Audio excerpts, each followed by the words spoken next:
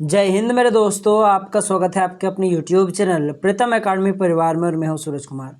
तो कैसे हैं आप लोग? आई होप कि आप लोग अच्छे होंगे, साथ ही साथ स्वस्थ होंगे।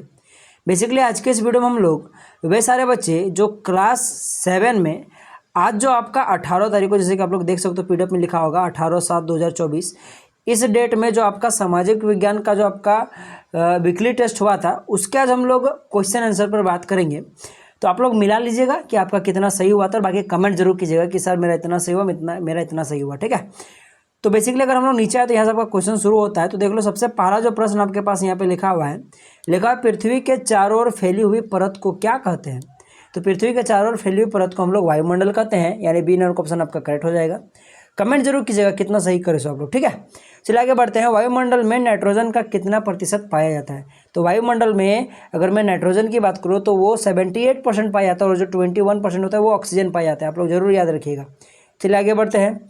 विश्व पर्यावरण दिवस कब मनाया जाता है? तो विश्व पर्यावरण दिवस 5 जून को मनाया जाता है, यानी कि जो आपका बी नंबर का ऑप्शन हो जाएगा 5 जून, ये करेक्ट हो जाएगा। चलिए आगे बढ़ते हैं। अच्छा, चिपको आंदोलन की शुरुआत किसने की थी? तो चिपको आंदोलन की जो शुरुआत किया था वो सुंदरलाल बहुगुणा ने किया था, यानी कि ये नंबर का ऑप्शन आपके पास करेक्ट हो जाएगा। चलिए 5 नंबर के प्रश्न पर आते हैं।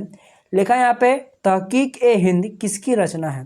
तो ये अल-बरूनी की रचना है, यानी कि आपके पास ए नंबर का ऑप्शन आपके पास करेक्ट हो जाएगा, अल-बरूनी। ठीक है, चलिए 6 नंबर के प्रश्न पर आते हैं। कि मध्यकालीन इतिहास की जानकारी के कितने स्रोत हैं? तो इसके टोटल 3 स्रोत है, यानी कि सी नंबर का ऑप्शन जो दिख रहा है आपके पास 3, यही करेक्ट हो जाएगा। कागज का आविष्कार कहाँ हुआ था? तो कागज का आविष्कार चीन में हुआ था, तो बी नंबर का ऑप्शन करेक्ट हो जाएगा।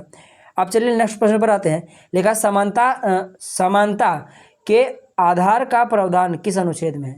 तो समानता के जो अधिकार है, यहाँ पे समानता के अधिकार का प्रावधान किस अनुच्छेद में है? तो समानता के अधिकार का जो प्रावधान है ये बेसिकली अनुच्छेद 14 में है, यानी कि 1 नंबर का ऑप्शन आपके पास करेक्ट हो जाएगा। चलिए आगे बढ़ते हैं। लिखा है कि लोकतंत्र में किसका शासन होता है? सीधा सीधी बात है, लोकतंत्र में लोगों का शासन होगा, जनता का होगा, तो ये नंबर का ऑप्शन आपके पास करेक्ट हो जाएगा।